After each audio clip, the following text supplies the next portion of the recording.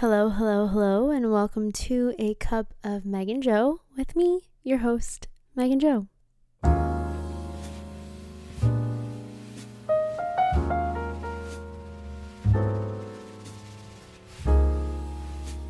Hello, everyone. Hello. How are you? How are you doing? What is up? It has been 2 weeks since we last caught up, since we last discussed some things, since I last sat down here with a cup of something and spoke to you. So hi. Today I have a cup of elderberry tea. I also have a hot compress on my belly because your girl has her period. I got it this morning and I feel like crap. But we're here and I have my tea and I have my hot tea and I have my hot compress. So I'm good to go. And I took the meds that I need to make the excruciating pain go away. But anyway, what's up? I didn't upload last week because honestly, life, the following 2 weeks after that has just been crazy. The 2 weeks, hold on. When was the last, let me check. The last episode that I uploaded was the Dealing with Change episode, and that was April 10th. Oh my gosh. And it is now, today is April 23rd. I'm filming this on Sunday. You're watching this on Monday, or you're listening to this on Monday. Sorry. You're either watching or listening, whatever is your preference for listening to the show. So since April 10th, since my last upload, life just kind of got crazy, and I kind of mentioned everything that I was anticipating to go through for the next 2 weeks following that episode. And if you didn't get a chance to listen to that episode, the things that were happening in my life were just an adjustment period, starting a new job, going through training and doing all of that stuff. So now I'm here to report that I have finished training. Your girl has officially finished the intensive RBT training. I have passed my RBT competency exam, and I'm now ready to implement ABA therapy services, which is pretty damn cool to say. I still have one more step to go. I still have to take like an official I still have to take an official exam. I still have to take an official exam like at a testing site. And that one is for like the real deal. Not that the competency I took wasn't the real deal, but the competency exam is more for just knowing that you're competent enough to take the official exam. So it was definitely still official. And it was kind of like a passing for training and all of that stuff to see if you're ready to go into the actual field. Now, if I had failed the competency exam, I wouldn't be able to go into work tomorrow and start my job as an RBT. So there's that. Like if I didn't pass, I wouldn't be able to start my first day tomorrow. I'm so excited. As you're listening to this on Monday, I will already be at work and doing my job as a behavior therapist. Crazy. But yeah, so that's what's been up. And training was so much fun. Training was a lot. It was very intensive, as I mentioned in the last episode, but it was such a cool learning experience to just literally learn about all of everything under the umbrella of ABA. And it was cool to kind of feel like I was in school for 3 weeks. And I walked out of there with my certification of completion, of passing the exam, and I was just waving it around, and I was so happy. I could have cried. I didn't cry, actually, but I felt, when you feel it in your chest that you're going to cry? That's what I felt, but no tears actually came out, but I was exuding so much happiness, and it just felt really worth it. Like the past 3 weeks, intensity. Yes, that's the word. The intensity. What? I can speak. I promise.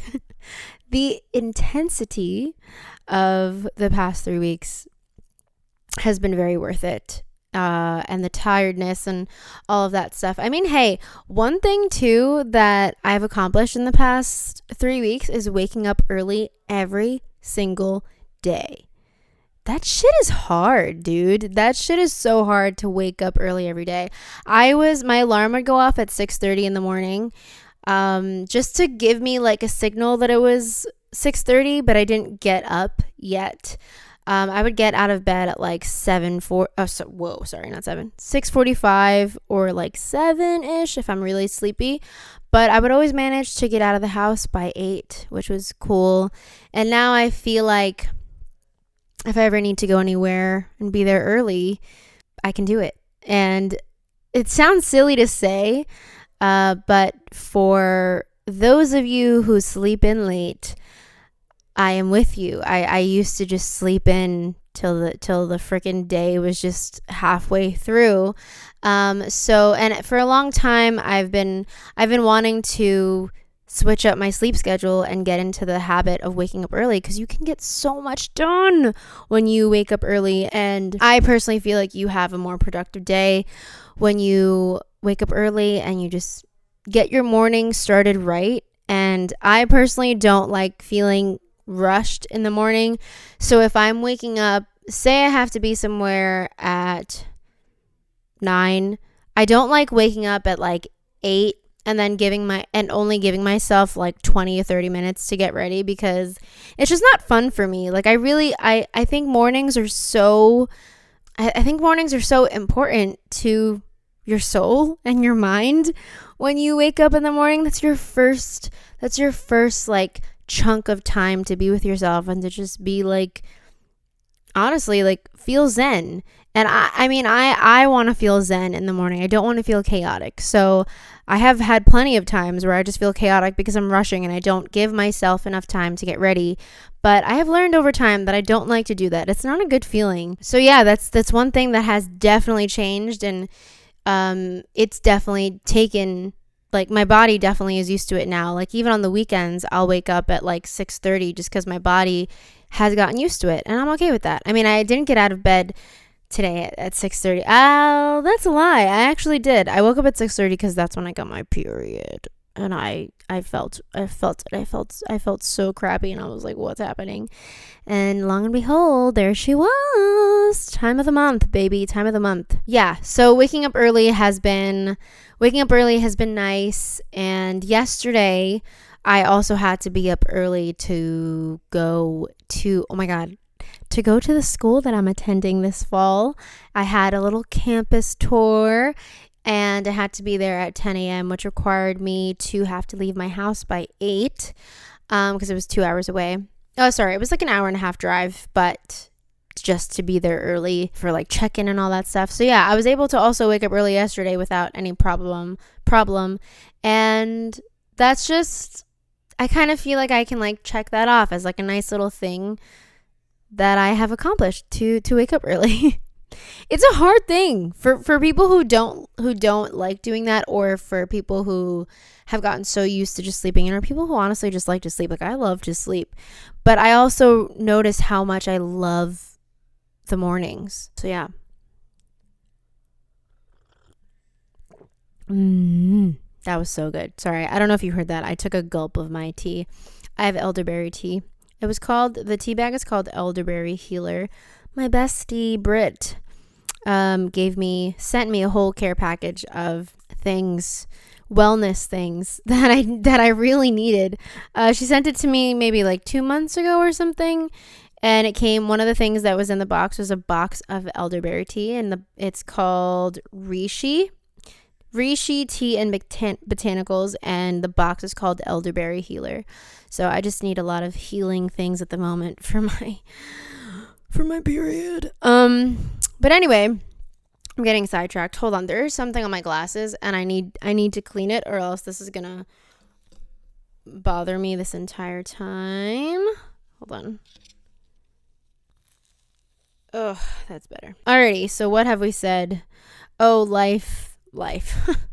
Training and all that stuff. So that's been the past 2 weeks. Life has just been full of training and work, and by the time I get home from work, I'm just tired. And then I also have other work. Like I still have to teach my music lessons and all that stuff. So at the end of the day, I'm just pooped. But it's all fun, and it's all really worth it. And I love doing it. So I think that's why I like to keep going. If I didn't, it would be a totally different story. But today we're just gonna catch up. We're just gonna talk about stuff that's been happening, some thoughts that have been brewing.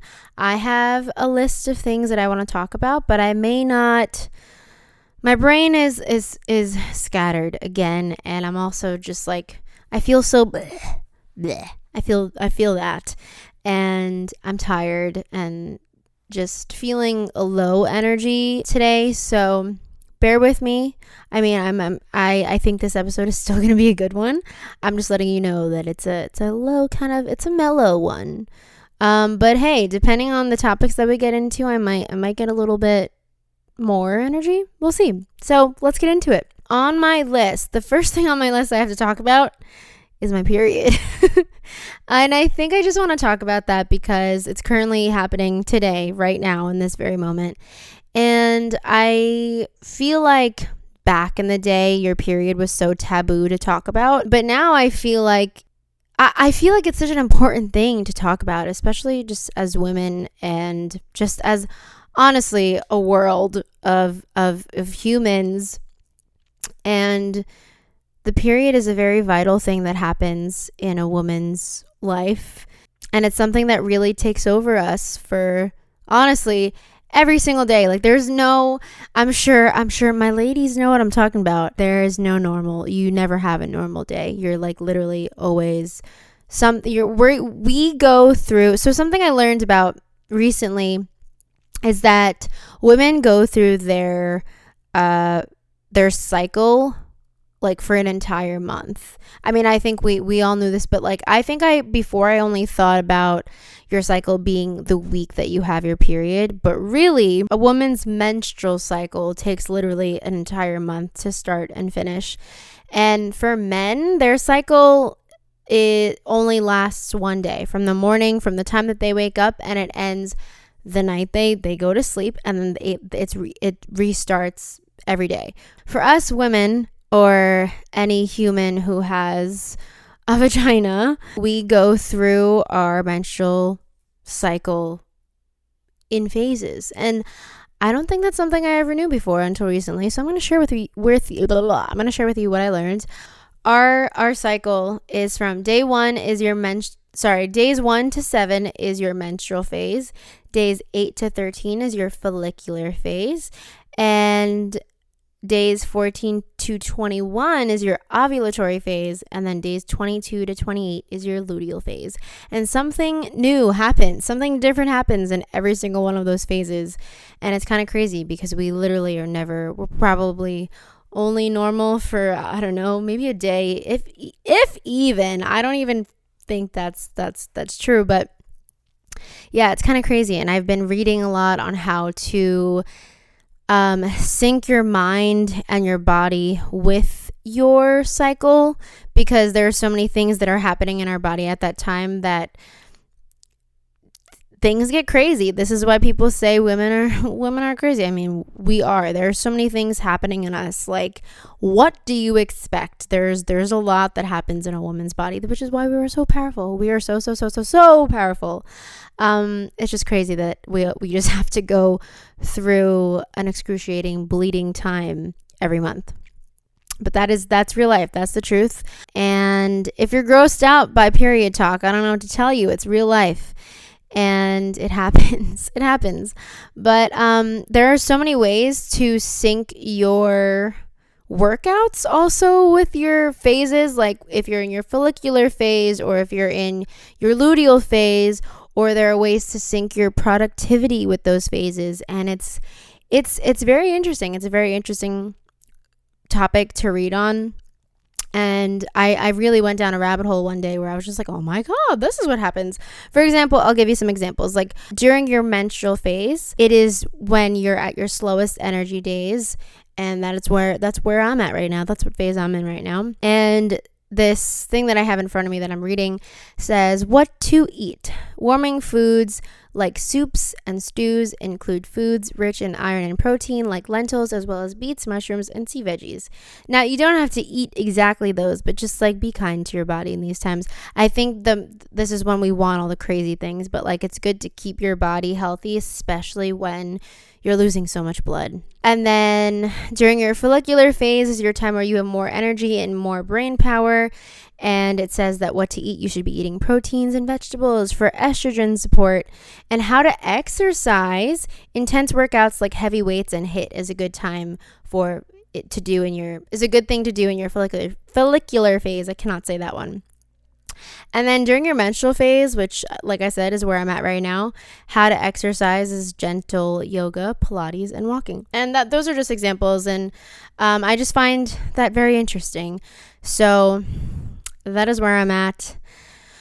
And periods are hard, honestly. Like, I kind of just wanted to talk about how it sucks that we still have that, like, we're expected to still go into work or still go into like, yeah, places like work or school. I think school is a little bit more lenient about it in your college years, maybe, but we're just expected to go to places, like when we're in our first few days of our period. And for some people, they don't experience excruciating cramps, and that's totally fine. And then for some others, me included, it's like excruciating pain the first 2 to 3 days, and I can't even walk. It is literally like debilitating to have my period for the first 3 days, and I'm just like crying in fetal position because I can't move. Like this morning when I woke up, I will tell you that I had no intentions of doing absolutely anything today, and that's because I felt like absolute shit this morning, and it was because of my period, and I was in so much pain, and I wanted to literally die, and I just felt like someone was just stabbing me in the stomach 1,000 times a minute, and it was really bad. It feels like a freaking parasite is like growing in my stomach. And I didn't want to do absolutely anything, but I knew that I just needed to take some medicine to help my pain, because I knew that I didn't want to not do anything today. And I knew that I had things to do today. So when I took my medicine and when I ate, I felt a lot better. The medicine that I have to take is naproxen. It is the only thing that works on my cramps. It is the only thing that helps take them away. And naproxen is a strong guy. It lasts for like 8 to 12 hours, so it lasts me throughout the day. Advil kind of works, Tylenol kind of works, not really. Some others they just don't work with me. So my gynecologist just suggested naproxen, and that's what I've been doing for the past few years, and it helps a lot. And a warm compress is always the way to go for me. I wish I could have this thing just attached to me the first few days of my period. Like I wish that I could just like attach it to me like a freaking belt and never let go. But I did say that I didn't want to have a productive day today. I didn't want to do anything at all today, but it's been a pretty productive day, I would say. I mean, as productive as it can be. This morning, I wasn't at home. I wasn't here in my house. My partner and I stayed over his mom's over this weekend, and we were supposed to go home last night, but it rained like crazy last night, so we didn't get to drive home because that was a long drive. And we drove home earlier today. It's like 5. It's 6 o'clock right now. That's crazy. It's 6 o'clock right now, and we drove home earlier at like 12:30. And oh my God, this is what I wanted to say too. I don't know if anyone has a period playlist, but I do, and I feel like it is so necessary for me to to have that and to listen to that when I do have my period, because it's just a healing time. Specifically today, listening to that playlist in the car driving home was incredible. It was everything I needed. The kinds of songs that are on there are all like belting songs, very heartfelt, very emotional, a lot of Christina Aguilera, a lot of like old songs that I used to listen to as a kid and then as a teenager and all that stuff. I'll give you some songs that are on it. One song that is a guilty pleasure of mine is is Jesus Take the Wheel by Carrie Underwood. Don't ask me why. I'm not religious at all. It's just a song that I have loved so much ever since I was a little girl. And I just love Carrie Underwood, and I just love the way this song is. It's just so powerful, and I just love belting it, especially when I'm on my period. And also Inside Your Heaven, also a religious song that I don't know. Those two by Carrie Underwood are just my favorite. Another one is I Turn to You by Christina Aguilera. Oh my God. If you don't know that song, please listen to it right now. If you want to. It's so good. It's just so emotional. A song though, one of the songs that came on today that like literally after it played and after I belted my little heart off, I literally sat there and I just took a deep exhale and I was just like, that was so healing. And it was From This Moment On by Shania Twain and Brian White. And oh my God, it was everything I needed. It was everything I needed. And yeah, I just want to tell you, I have a period playlist and it was so fun to listen to. And I got some Mandy Moore on there. I got some Sixpence None the Richer. I got some Maggie Rogers. I got some Haim. I got my girl Olivia Rodrigo. I got Adele. Adele. Yeah, it's just the songs that you're screaming in your car and you're just belting out to. Those are the kind of songs that are on my period playlist. So yeah, I just wanted to share that with you. What else did I want to tell you? What else? Oh yeah, so I was saying that, that's what I was saying, that it was a more productive day than I would have thought. We got home around like 3:30-ish. Relaxed a little and then ate, and then I put some stuff in the dishwasher, ran the dishwasher, cleaned the kitchen, did some laundry, and then like I kind of cleaned my little area, my desk, and then I put some makeup on and I got ready to film this episode, to record this episode. And it was really nice. I just sat at my desk and did my makeup, which I normally don't do. I usually do my makeup and get ready and all that stuff in the bathroom because the lighting is better in there. But today I felt like doing it at my desk while I had my music in my headphones and my ears.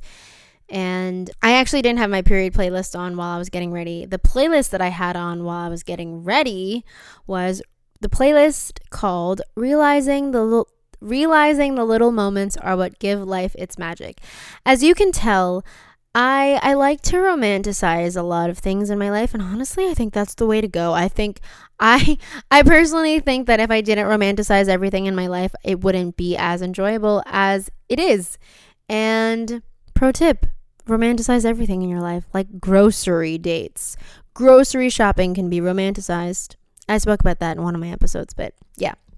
Yeah, and it's just a nice little podcast that has like acoustic music in it, some indie music, some calm music, all that kind of stuff that just made me feel very nice as I was getting ready. And that's exactly what I needed. I feel like I know exactly what I need when I'm on my period. And there's like a certain mood that I'm going for, that I want to feel, and I will do everything to feel it. Like I will watch 5 movies that will make me cry. I will listen to songs that will make me cry. Oh my gosh, the time that I discovered that I needed a period playlist, this is a little fun story to tell. I wasn't planning on telling this, but I will tell it anyway. I was in the back seat of my parents' car. I probably was about like 16, 17 years old. We were driving somewhere. I want to say maybe upstate. And I had my period that day, got it that morning, and I was just, feeling all the things in the backseat of the car. And I asked my dad for the aux cord, and I was just like, I just feel like listening to music that I just feel like listening to certain music right now. So I start putting on some like Kelly Clarkson, some Carrie Underwood, some Mandy Moore, Shania Twain, Adele, everyone I mentioned that's in my period playlist. And I started playing those songs just because I felt like listening to those songs and I didn't know why, right? And literally, I remember when Still the One started playing by Shania Twain, I started bawling my eyes out in the backseat of my parents' car. And I couldn't understand why. And my mom turns around and she's like, what's happening? I'm like, this is exactly what I needed. This is exactly what I needed to feel right now. And it was from that moment on that I realized that I needed to make my own period playlist because I needed to listen to songs during that time that make me feel whatever I wanted to feel. And obviously from every period that I've had, it's always wanting to feel sad and emotional and like very close to myself in that way. And yeah, that's that's where it's at. If you don't have a period playlist, I highly suggest it. 10 out of 10. Highly recommend. It's my favorite thing to listen to. Honestly, sometimes when I don't even have my period, when I don't even have my period, I still listen to it. And it's just a fun time. Let's be real. I'm an emotional gal all day, every day, even when I don't have my period. But like, it's like 100 times more when I'm on my period. So let's see what kind of emotional stuff we can get into today. I keep getting sidetracked. Okay. How long is this so far? Wow. 30 minutes. All right. Okay. What else do we want to talk about? I already talked about finishing my RBT exam and finishing the training, all that stuff. What did we talk about? Oh, your period just making you crazy. Did we already finish that topic? Yeah. But an important thing to do during your period, I'll end this period topic right here. I think it's just taking care of yourself in the ways that you feel you need the most during your period. And I think also learning about what your body needs during all of those phases, not just the menstrual phase, is so important. I think it's so important for your body. And I think as you slowly learn to like sync certain things with your phases, you realize how crazy it is when that shit actually works. It's wild. The body and Mother Nature. What a wild thing. What a wild thing. What else is happening? I told you earlier that I visited the school that I'm attending in the fall, and that was so fun. I got to walk on the campus. I got to see all the things, all the places, all the different schools in the campus for different majors. Mine specifically is the School of Music one. And it was cool just to see that. And I was walking around and it's so crazy. Like I had the realization that I was like, oh my God, I'm going here. I got accepted here. That's crazy. It's crazy. And I think that was a very small dosage of it hitting me. I think when I'm actually there in the fall, that's when it's going to be crazy. But it's kind of wild that I'm going to be a college student again. And I'm like 10 years older than all these kids.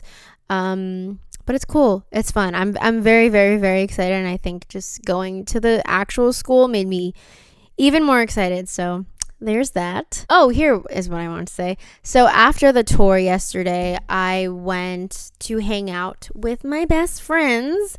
And it was a fun little reunion. And I kind of just want to talk about how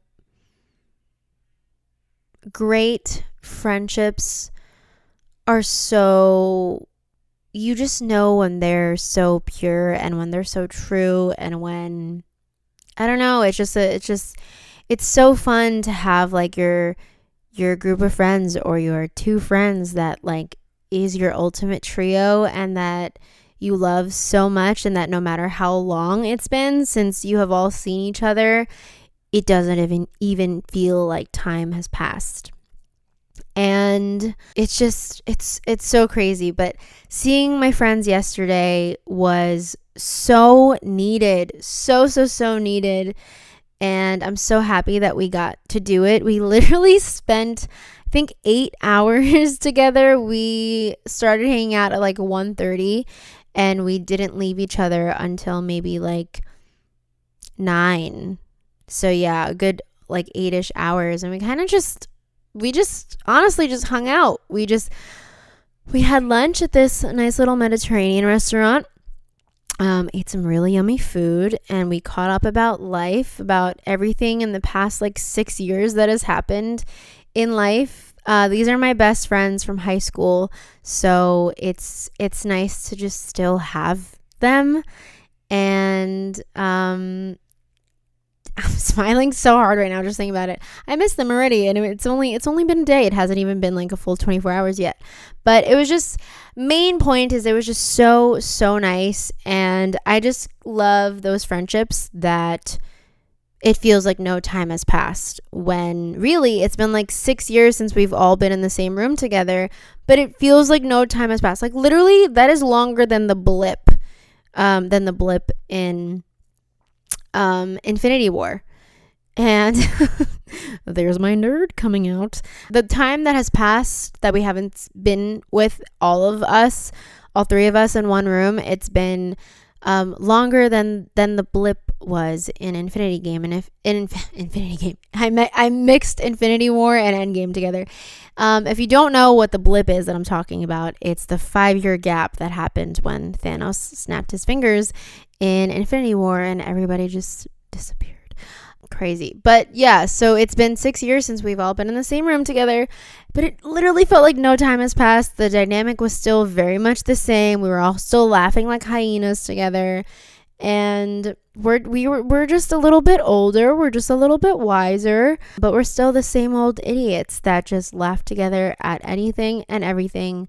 And it was really cool to see how much we've all grown in the past 6 years, and how we can just still come together and be us, and just experience this friendship together. And yeah, it was really, really nice, and I'm so happy that happened, and it was so very much needed. And I just want to say that friendships are just so important, to have like real and true friends by your side, and friends that really truly care about you no matter what. Like friends that will be there no matter if it's been 6 years. Like they will still be there for you at the very end of the day, and not complaining that it's been 6 years, and not being able to pick up from where you left off. Like I don't know personally. I don't really have friends like that. All of my friends are always are people who I can always pick up right where I left off, and that's how I know that I have some good ones. I have some gem friends by my side, and it's a really nice and warm fuzzy feeling to have that. And I hope that I can do this little reunion. Sorry, my mouth just hit the mic. I hope I can do this little reunion with my two best friends.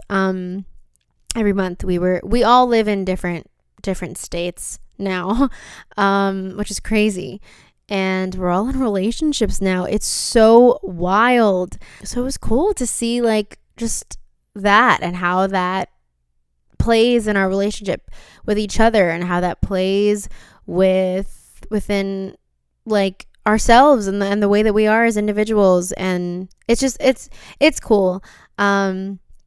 And yeah, I just love friendships like that, true ones. Like you really know when they're the true ones, and I'm very thankful that I have a group of friends like that, and I'm thankful that I have people like that by my side.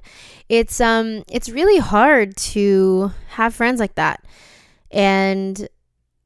or it's hard to find people like that. Not that there aren't a lot, but like I just think that like good people are honestly hard to come by sometimes, and when you find them, you better keep them.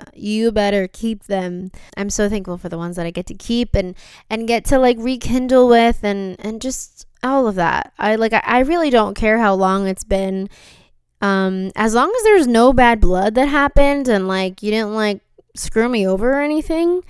I think that we're good, even if it's been 10 years, yeah.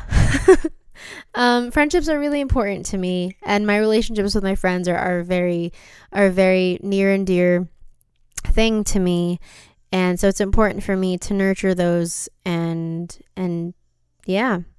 And I think as an adult, as like a 20 in your late 20s, or I think even in your 20s in general, it's kind of hard to make friends. It's kind of hard to like keep a certain group of friends around. I mean, personally, I don't really have like a group of like those, like, you know how some people have like their clique, like it's like those same group of people, like six, seven friends, whatever the number may be, that you always have. They may all be from high school or whatever.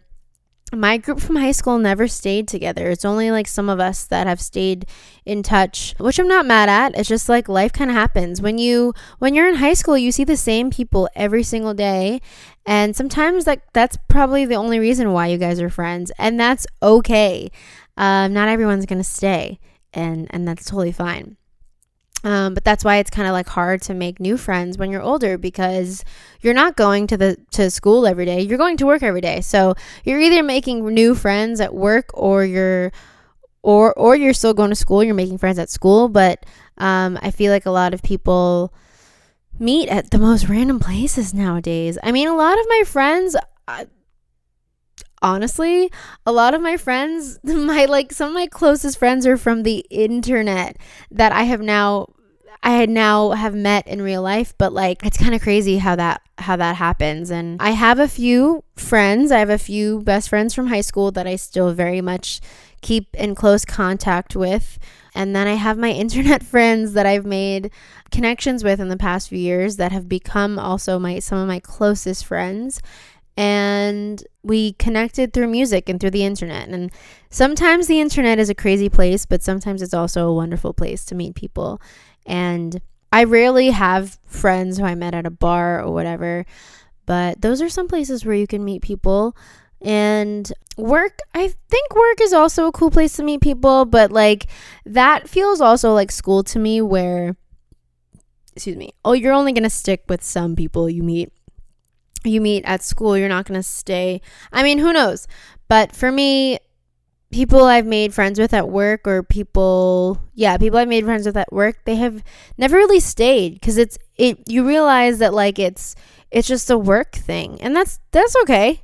I mean, I still talk to some people I've made friends with at work, and it's not the closest relationship anymore like it used to be, but it's very much still like a big love kind of thing. Like yeah, I still love you, and we're still cool. We're just not like besties anymore, and that's fine. Those are also some really cool friendships where like you just love each other from afar, but you don't have to be super super duper close anymore. Super super duper close anymore. Why did I say so many things? But all of that to say, it's still really hard to make friends when you don't go to like a specific place every day, or and where was I going with that?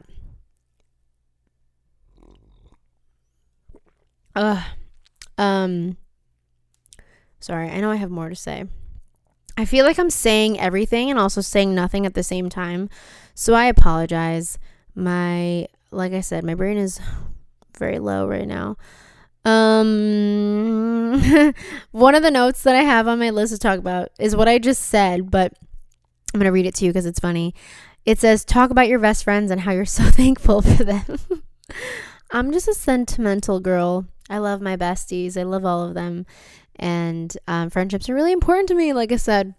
But yeah, it is definitely hard to keep friends when you're older. And like life is also a huge factor. Like you're growing as a person as you get older in your 20s, and sometimes you change, and you change for the better for yourself, and sometimes some people can't deal with that, or sometimes you change for the worst, and that also just can tear you apart from people.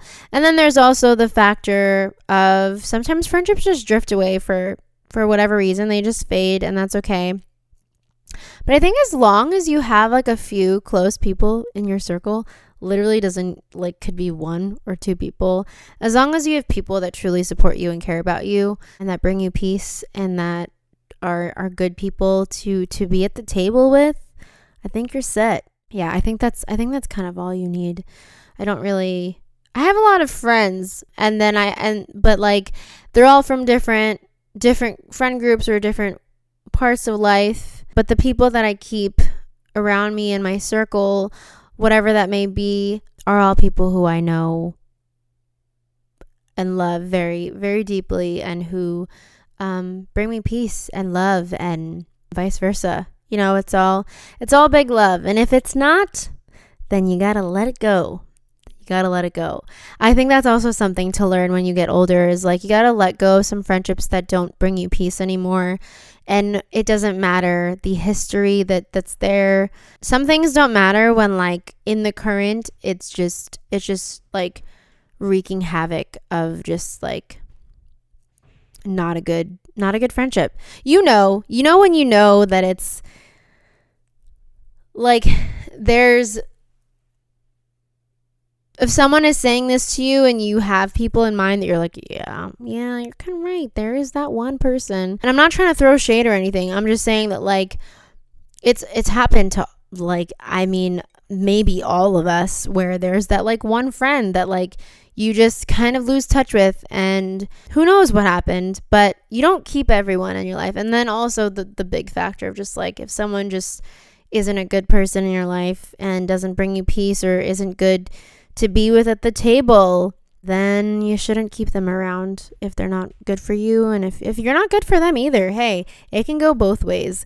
So that's a big thing. And I think that's something that I've learned a lot within the past few years. And I think the people that I have with me now are the good ones. They're the good ones. They're the gems. They're chef's kiss of people that I have around me. And it feels good. It feels good to just know that I have a good support system. And I think that's so important. To have a good support system is a really important thing. And yeah. What else? I'll talk about one more thing. One other thing that I wanted to talk about. Let me just scooch. Hold on. One other thing that I wanted to talk about is giving and receiving love, and how we all receive and give love in different ways. And that comes with your love languages, and all of that, like all of the receiving and giving love, stems from early childhood, and can either, it can shape and mold the way that you do receive love and the way that you give love in every one of your relationships. And I just think that's kind of crazy. My friends and I were talking about that yesterday, so that's why I kind of wanted to bring it up. And you don't realize, like, some things that may have happened in your childhood, or may have happened in your adolescent years with certain people, or certain friends, certain relationships, your parents. Like, family is a big thing that plays into how you receive and give love. And it all depends on your personal situation, but it's so crazy how that literally plays a part in that specific thing. And even like things like, I think the two most important things that are affected by like early childhood, or just growing up, are the way you resolve conflict in any kind of relationship, and then the way you receive and give love. I think those are like the three top things that, I mean, off the top of my head right now, and that I feel like I often talk about when I'm discussing this topic. And it's just, I don't know, it's just wild to think about. And I don't even think I discovered that until last year when I was in therapy, and I was uncovering so many things, so many things that I just had to really dig deep down. And I never knew that those things were there before. And then when things started pouring out and I really got deep, I was like, holy shit. So that is why I'm like that. And then my brain is like, ding, ding, ding, ding, ding. It's crazy. Therapy has been so great. I'm not in it anymore because I couldn't afford it anymore. And but the 7 months that I was in it, it truly changed my life. I think I briefly mentioned that a couple episodes ago. And I want to go back so bad. But I will in due time. And yeah, you like I was saying, you just don't realize how many things are connected to like your childhood and all that stuff. Like childhood trauma, it's a thing. It's a real thing. No matter if you are denying what I'm saying or whatever, or maybe you're accepting what I'm saying, and some of you are like, oh fuck yeah, yeah, totally. Or maybe some of you are like, no, what are you talking about? I don't have any trauma. But I think that us millennials are ones who have been discovering a lot of like childhood trauma that affects the way that we are now, that affects how we are as people and how we treat other people and how we treat ourselves. And it's just like a learned behavior over time because of what we experienced as kids or what we experienced as teenagers or all of that, and it all just goes hand in hand, and it's just a really wild thing to think about. So dig deep, find the things in yourself that you probably never have before, that you don't even know. Like I didn't even discover, there's so many things that I discovered about myself last year that I was like, oh my God, that makes so much sense. And I mean, I honestly needed therapy to help me learn all those things. And I'm not saying that you need therapy, but hey, therapy benefits everyone. And it's a really helpful thing if you let it be a helpful thing. Yeah, and I think just like if you don't want to go to therapy and if you can't afford it, because therapy is expensive, I think that like just asking yourself some questions, like literally, okay, here's what I will tell you. One of the questions that my therapist used to ask me all the time was, how do you feel about that? And I found that question to be so helpful. And it's so funny because, you know, in like movies or TV shows where they're portraying a therapy session, and the therapist always in TV shows and movies and whatever, they're always sitting on that seat while the client is in the other chair, and they're with their paper and pen in hand, and they ask, so how do you feel about that? And I feel like it was such a stereotype that was made about therapists. But dude, that question is integral to your brain, because nobody ever asks you, how do you feel about that? At least for me, nobody ever asked me that. And it wasn't until my therapist was asking me that through everything that I was telling her, and she would like pause me in some moments, and she would always ask me, how do you feel about that? And those are the moments that I just had to like take a step back and really analyze what the hell was going on in my body, in my brain, because I think we just feel things without thinking about why we feel those things, or even we don't even know what we're feeling. So we're like, wait, what do I feel? And dude, when I was asked those questions, that's when I really got to know myself on a deeper level. And I think that's such an important freaking question that nobody ever asks. So if nobody ever asks, ask yourself, how do you feel about XYZ? You know, and it's such a helpful thing. No matter what it is, it doesn't have to be a bad thing. It doesn't have to be like specifically about like discovering childhood trauma that you have. It could be about literally anything. But I found that it's a very helpful question, and you can ask to yourself, you can ask that to your partner, you can ask that to your friends, you can ask that to your parents, you can ask that to like anybody that's in your life.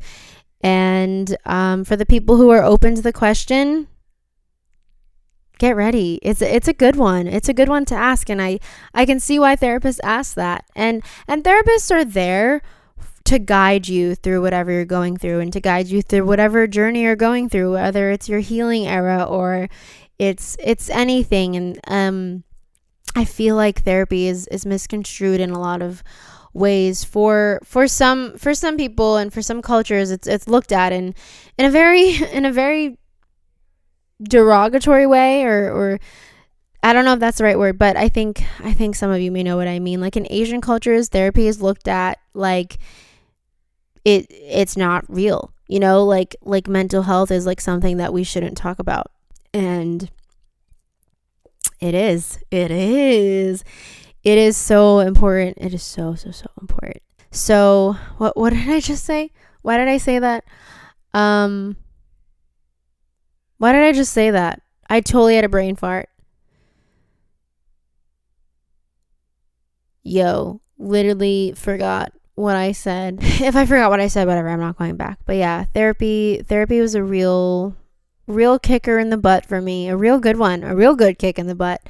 Oh, that's what I was saying. Therapy is there to guide you through the things. Yeah, therapy is not for getting, like, I think some people think that therapy is there, like a therapist is supposed to give you all the answers to all of the questions that you have in your head, and that is not true at all.